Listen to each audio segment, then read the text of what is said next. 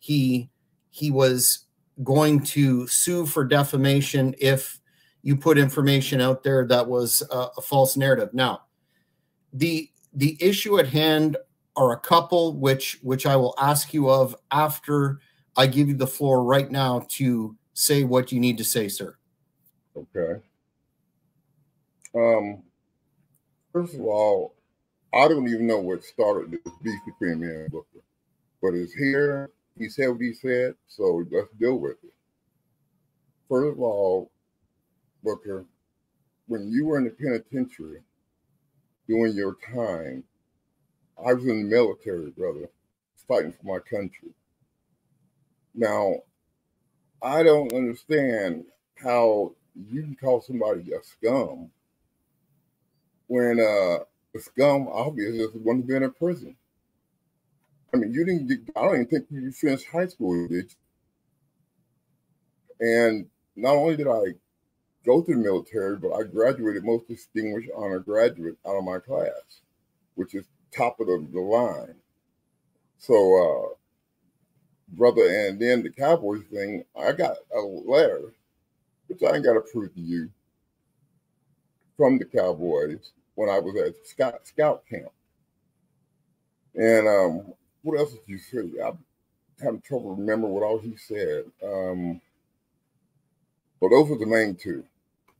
And so, brother, you know, like I said, if it wasn't for Stevie, I could eat you up on this podcast. But out of respect for Stevie, I'm not going to eat you up like I wanted to. But, you know, brother, I don't know what's your problem. And then you talking about if you see me, you're going to jump on me or whatever you said, fight me or whatever. Oh, my God, but that would make my day, man. You can make my day by doing that. But like I said, man, I don't know what the dude's problem is. And the more he talks, the more I'm going to talk. Ahmed, do you... I didn't hear you. I just wanted to ask you if do you know why when you laid out a challenge to a fight that he didn't respond to that at all and in fact completely ignored it? I don't know. I don't know. Well, he threatened to sue me with some lawyers and everything, and I hate lawyers, but he threatened to sue me. So I guess you got to watch what you say on here now, that he's threatening a lawsuit. But, you know, we don't want to go there. We don't want me to be sued or you guys to be sued. And then he called, he podcast, what did he say about podcast? He called y'all something. He said it. I said originally I thought it was him who said that Cheap Pete was a BS podcast, but it was actually a fan in the super chat that said, I heard on some BS podcast that you were calling him out. And even then, Booker did not respond when the information was reiterated that you were prepared to take him on in a shoot fight and had a dojo, etc. So would you say it's fair to conclude that Booker T is scared of you, sir? You know, knowing what the little I know of him, I don't think he's scared. I think he's more into lawsuits now, wanting to sue people. So, you know, if I came up to him and punched him or something, of course that would be a lawsuit. Because I think he's on strike 3. And in strike 3, you get locked up. You're locked up for a long time. So I don't think that he could, you know, do anything but sue. But I don't know what he's suing me for. How are you going to sue me when you started this beef? Mm-hmm. There's ways around that, though. What I find curious about it is you could sign a waiver, he could sign a waiver, you know, indemnifying each other, and then a fight could occur and nobody would be sued or go to jail. Do you think he would ever do that? Or again, is he scared? I don't know if he'll do it or not, man. I'm not sure. I mean, I've never known him to be scared or being chicken shit, whatever it is. But I have no idea. Like I said, he seems to be more on wanting to sue me than anything else. Mm-hmm. But anything I got to say is on a song. And this is a song people listen to, but it's Ice Cube, No Vaseline. That says it all for me. Mm-hmm. Mm-hmm. Is there anything that you can touch on that may not be libelous from the information that you have on Booker, or are those matters so sensitive that it can't be touched on without being fully divulged? Oh yeah, you can't touch on this without being fully involved. I mean, you can't even hint because the truth comes out, boy, it's a mess. And why you want to sue me over the truth, I don't know. Because you know what I got to say is real. So therefore, you're like, oh, I'm going to sue you if you do this, that, and other. And I don't want to be sued. I don't know anybody that wants to be sued. Mm-hmm.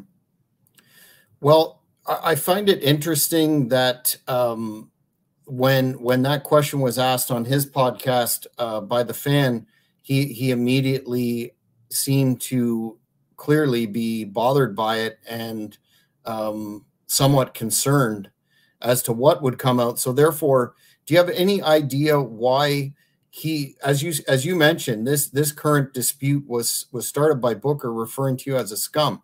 Do you have any idea why, after all these years, that was brought up? Why he said that?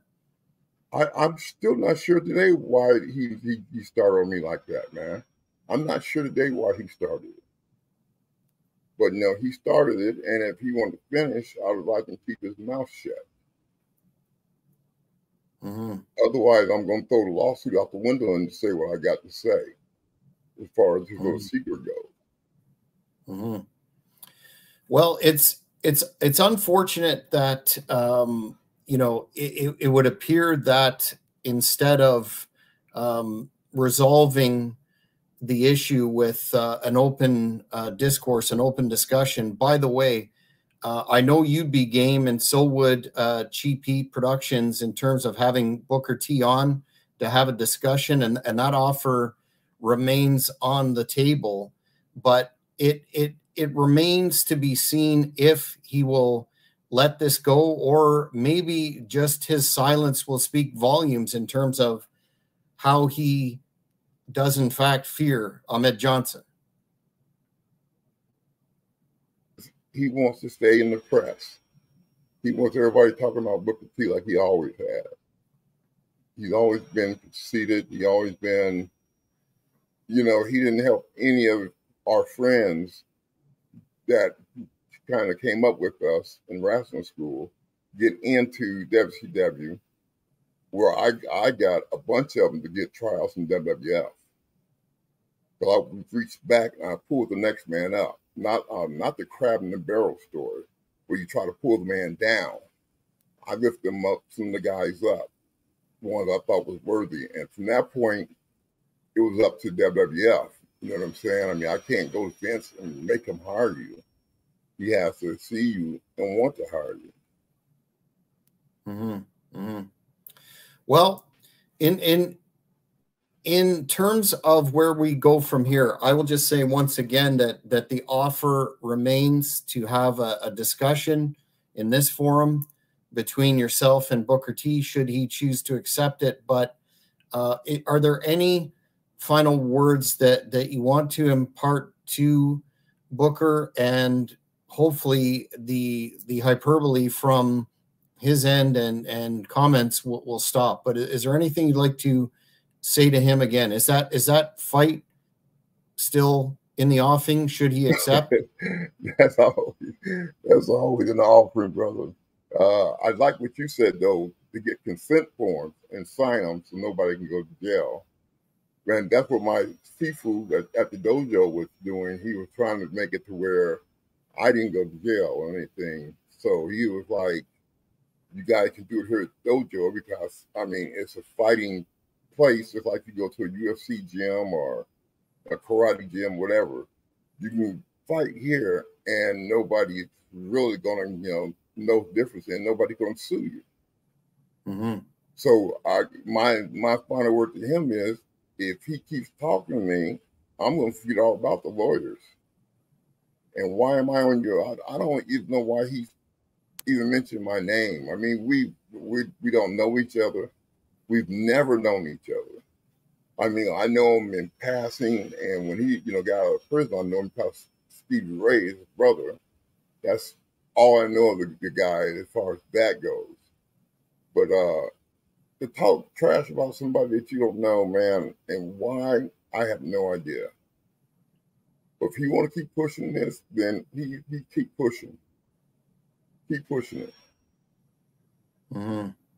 Well, let's hope that Booker takes advantage of this offer and has a discussion, or goes the route of an actual, release, signed fight to solve it once and for all, or at a minimum that no more slander against or bad conversation about Ahmed Johnson happens. We'll definitely keep on track of this story, and would love to have you back in the new year, early in the new year, to do that part 2 of that career interview, because I think we only scratched the surface, sir. And I would love to come on the show and have a debate with him, or whatever they want to call it. But I'm all game for that. To come on Cheap Heat and let's, say what we got to say, and let's get it settled one way or the other. Because what he said was really, bad and not true at all. Mm-hmm. There was no truth in what he said. And that really upset me, man. It upset me to the point where I run through a wall right now. Mm-hmm.